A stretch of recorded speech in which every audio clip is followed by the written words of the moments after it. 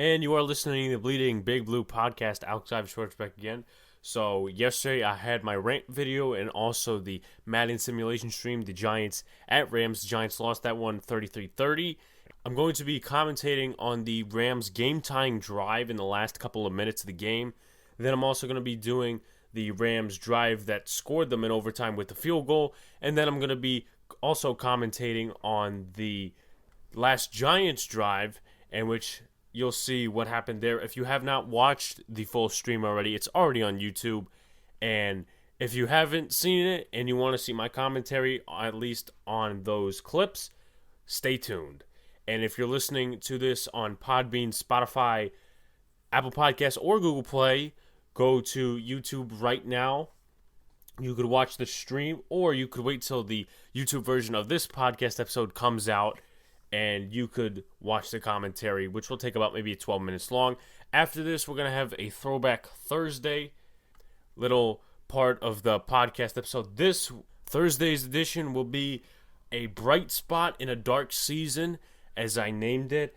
It's the Chiefs-Giants game from 2017. I'm going to narrate it a little bit and show you guys clips and tell you guys what happened. If you have not watched that game already, I've already been on a mission to watch every 2017 game because I lived in Pennsylvania. I could not get all those games. I haven't watched 2 games yet of the 2017 season. That's the Eagles game, week 3, when Jake Elliott made that 61-yard game-winning field goal against the Giants. I have to watch that full game, and I also have to watch the game where Eli was benched and Geno was the quarterback. Obviously, I've seen post-game highlights on the NFL, but I still have to watch the full game and see what happened. But I did watch the Chiefs game, even though it wasn't broadcast in my area. I don't think I have watched that game on NFL Game Pass. It is free throughout the end of July. July 31st is when the trial ends, and training camp comes around that time. So that's going to be a whole lot of fun.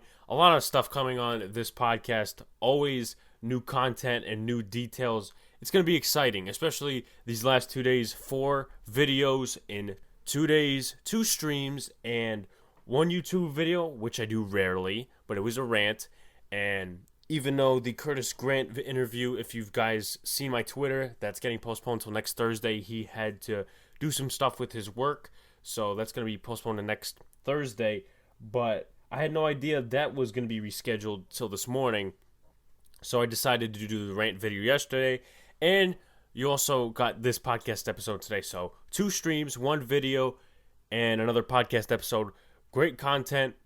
Thank you guys for the support. And here's my commentary on the Rams game-winning drive, the game-tying drive, and also the last Giants drive in overtime. All right, so here we are at this point in the game. At this point in the game, 8:07 left to go. Greg Dortch just returned a 24-yard kick up to the 24-yard line. The Rams are down by 8. The Giants lead 30-22, and here's where the game gets interesting. So I'm going to have the volume about halfway up. The game commentary is still there with Brandon Gaudin and Charles Davis from Madden. So I also lowered it because just in case there's background music in the game, I don't want to get copyrighted because, YouTube has to be the way it is. So let's watch the play, and I'll commentate on it.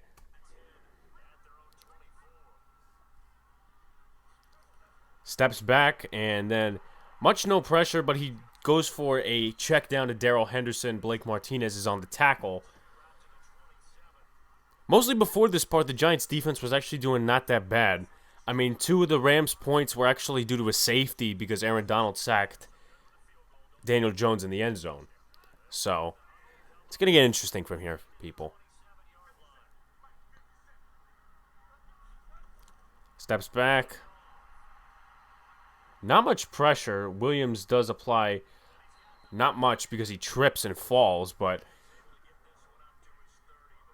gets to the 30, so it's a 3rd and 5 situation here. As you see, Robert Woods actually, at further points in the game, went over 140 receiving yards. Tate went over 130 on 8 receptions, so that's interesting. I mean, that's how Madden is with its high scoring and high yardage. I mean, every time, even if you put good players on a defense and there's a flat route right there for Robert Woods, and that's a first down tackle made by DeAndre Baker, if you have the best players on the defense, you'll still be 32nd in franchise because of all the yards you give up. And that's the way Madden is, and that's something they need to fix. The high scoring and the high yardage. It's nothing like real life, because I'm pretty sure if you have some of the best players on the defense in real life, you're going to be one of the best and not one of the worst. I mean, guaranteed you'll still have the interceptions and everything, but that won't count towards yardage. Not that much, at least, when you're playing Madden. Steps back. Not much pressure there. Throws a first down to Tyler Higbee, the tight end. 80 receiving yards. We all know that it would be like that if it was the real Giants, because they like giving up receiving yards and possibly touchdowns to tight ends. But there's a different point in the game where I'll get to more tight ends. You'll see it as well. It's changing point. Thrown to a flat. That is, I think it was Woods, or actually no, that was Josh Reynolds, James Bradbury on the tackle.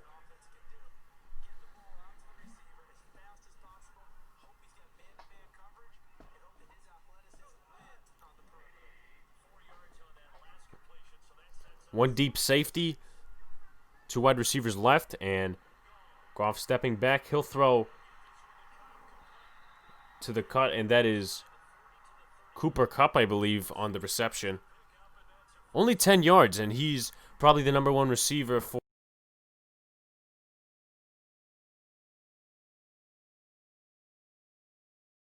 He gets that point in the game, and they only limited Cooper Kupp to 10 yards.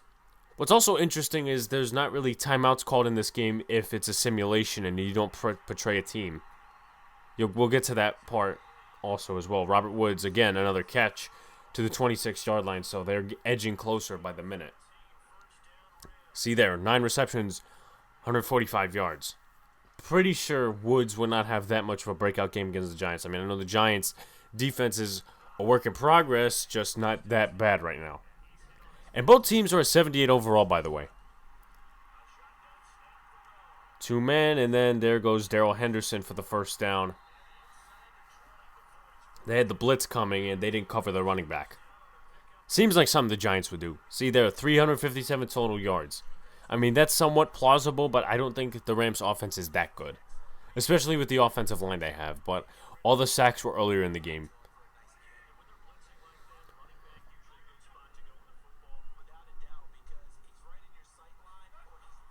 Goff steps back. Throws a check down. Or check route.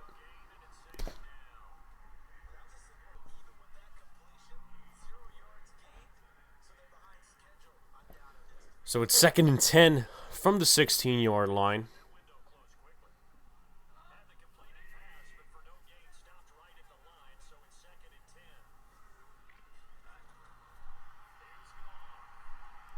Have an open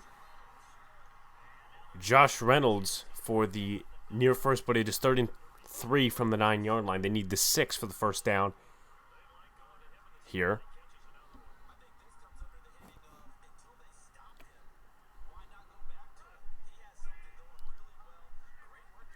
So 3rd and 3, let's see what happens here.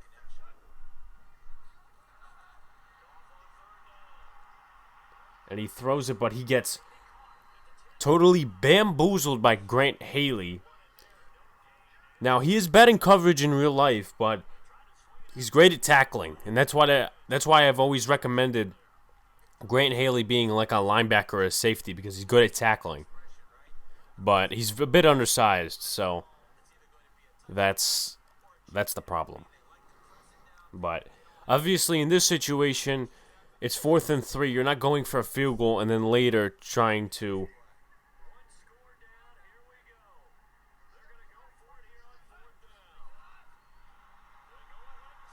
and they get Tyler Higbee wide open on the crosser for a first down at the 5. So let's see what happens next on this play. Remember, the 2-minute warning is also coming up, so 84 yards to a tight end.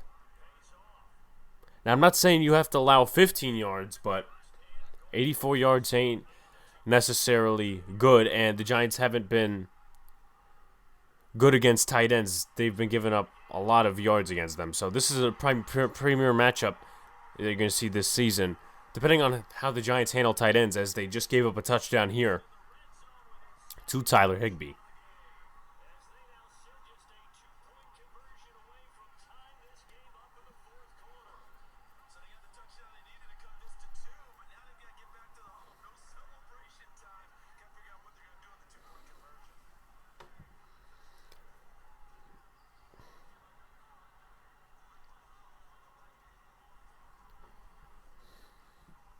So Higbee gets the touchdown. They're going to go for 2.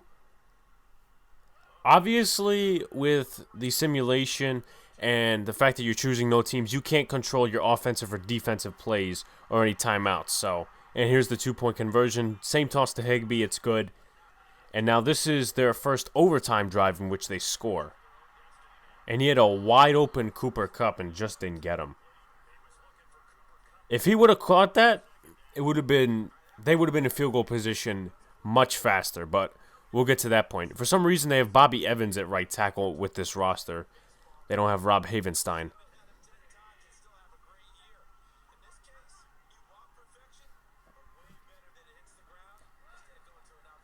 Fakes? Oh, no, not a fake.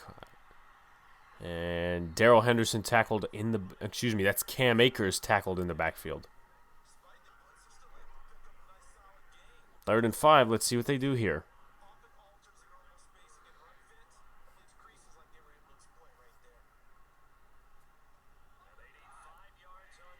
You only need 5.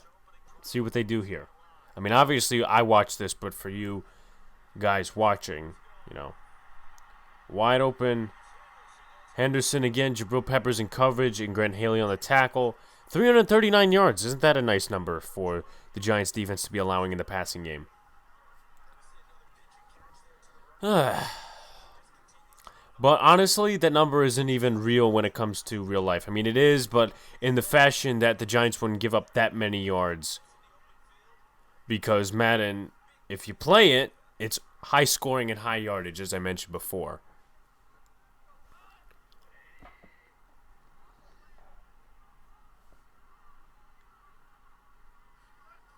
So here we go, handoff here.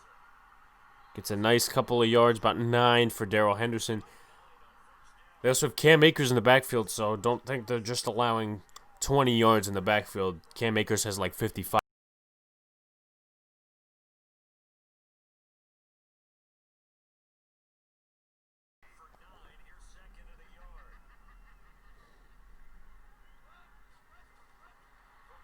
Looks like a screen coming out. It is.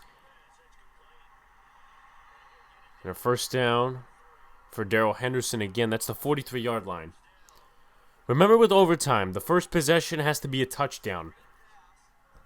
It can't be a field goal. If it is a field goal, then the other team has to possess the football and they can't score.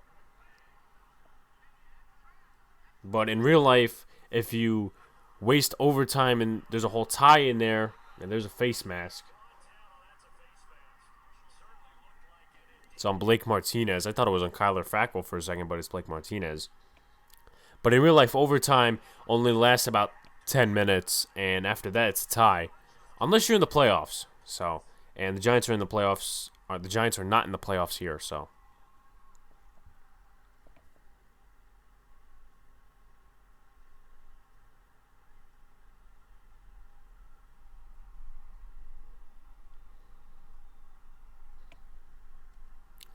Taking like 10 minutes to huddle. Of course, this is a simulation. Passed it 50 times and rushed it 30 times. That's what you get when you don't have Todd Gurley. Screenplay, easily recognizable. That's DeAndre Baker on the tackle. That's his second tackle for a loss.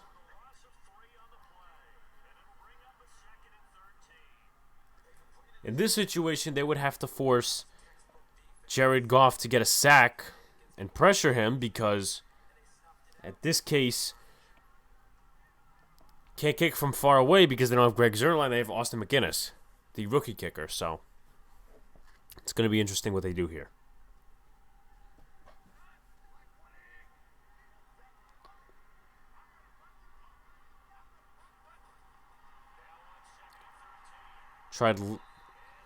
Connolly tried limping over the running back in protection. Didn't get there, but Robert Woods dropped it anyway. It was easy wide open. I think I could have caught that pass.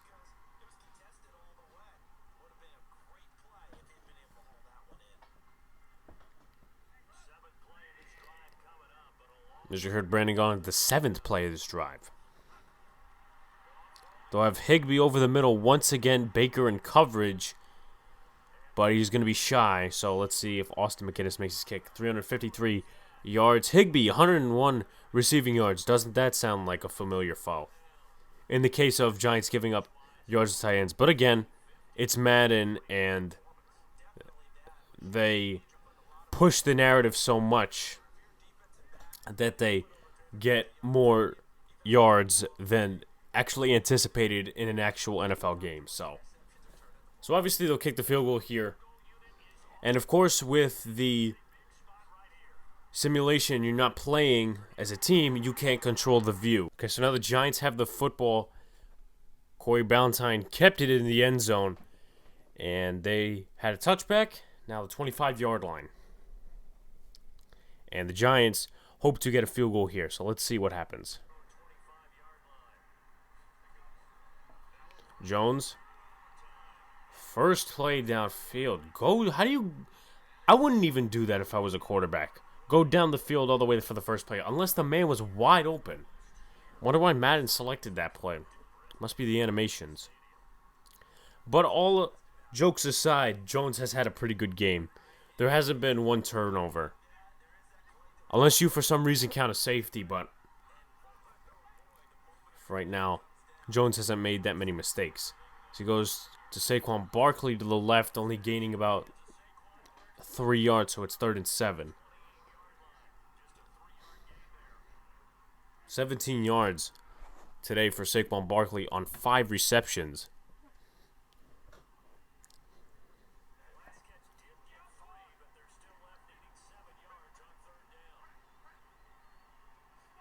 So let's see here. Donald looking to close the pocket. And Ingram is just shy of the first down. They're obviously going for it here, knowing it's the last legs of the game. Let's see what the Giants have in store. Ingram over 102 reception yards. So Golden Tate is also over 100. And Shepard probably in the middle. Probably about 50, but he hasn't gotten much attention. At least to this point. So we'll see what happens.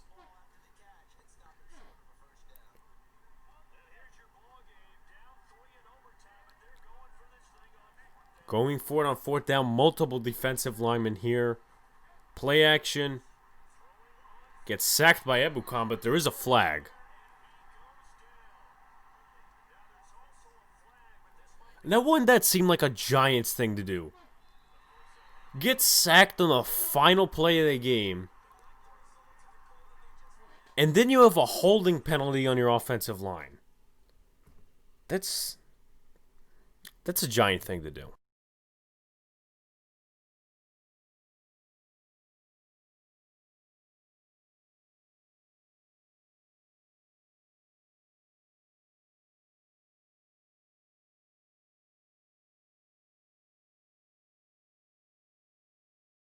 Okay, so you guys obviously saw the commentary. If you haven't already, check it out on YouTube.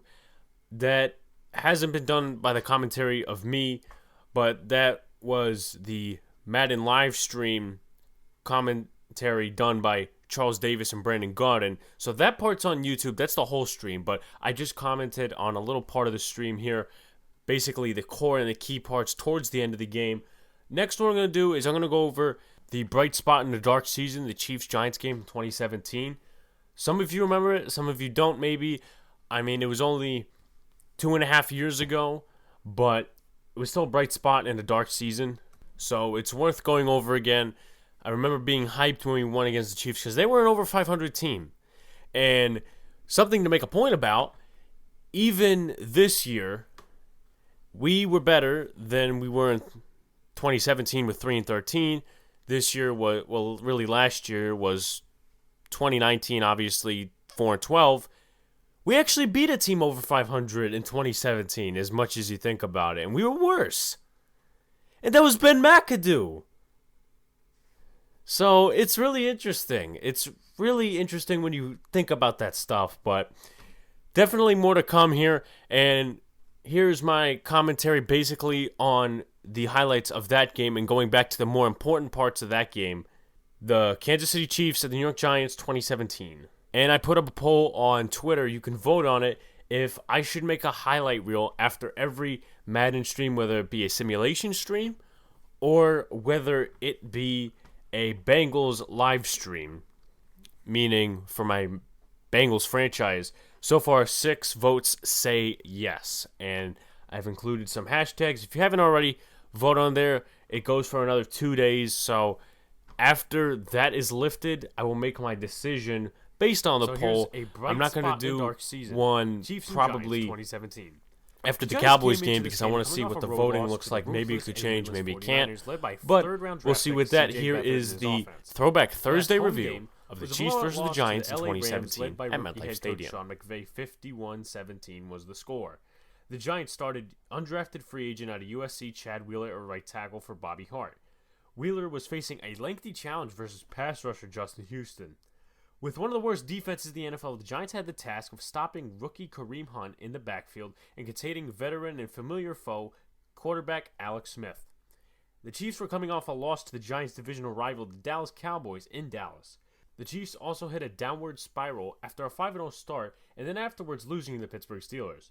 As the Giants went downfield with 4:20 left to go in the first quarter and into the red zone, Mike Sullivan called for a trick play toss to Shane Vereen, which was intended to be thrown to Evan Ingram. Shane Vereen threw an interception to Chiefs safety Daniel Sorensen. Going back the other way now, Alex Smith tried to do a Big Ben Le'Veon Bell flip to Travis Kelce, but it was intercepted by Snacks Harrison. Snacks got a snack and took a bite into the Chiefs' passing game. The Giants later drove down the field after Snacks' interception in the passing game. Oddly enough, instead of putting San Diego State undrafted free agent Shane Smith as the fullback, they put bulky defensive lineman Robert Thomas as the man in front of Orleans Darkwa. With his help blocking, Orleans Darkwa rushed for a second touchdown of the 2017 season. As many times as the Giants allowed KC in the red zone, Kansas City hesitated to score a touchdown. The 2016 Giants defense came back for one last hurrah as Landon Collins and Janoris Jenkins both intercepted passes from Alex Smith. The Giants, however, still allowed enough yards to allow Kansas City to kick the field goals needed to tie the game. After Kansas City punted in their first overtime drive, the Giants got back the ball. After the Giants went down the field, they were stopped at the Kansas City 36 and had a decision to make. Were they going to go for it and risk a turnover on downs that would possibly cost the game? Have Brad Wing pin the Chiefs inside the 5 and risk not getting the ball back? Or have Aldrick Rosas try a 53-yard field goal when he missed an extra point earlier in the game? The Giants decided to go for a 4th and 6. Eli Manning dropped back and threw deep downfield to second-year wide receiver Roger Lewis. Lewis beat cornerback Phillip Gaines and made an outstanding one-handed grab and drew a pass interference penalty to get the Giants down to the Kansas City 6. The Giants took a knee and let Aldrick Rosas kick the game-winning score. The Giants took their second win of the season against the Chiefs and the first home win at home since Week 15 of the 2016 regular season. That was the first time the Giants did not allow a touchdown in a regular season, also since Week 15 of the 2016 season against the Detroit Lions. The Giants' run defense only allowed 73 yards to the rookie Kareem Hunt, but surrendered 134 rushing yards.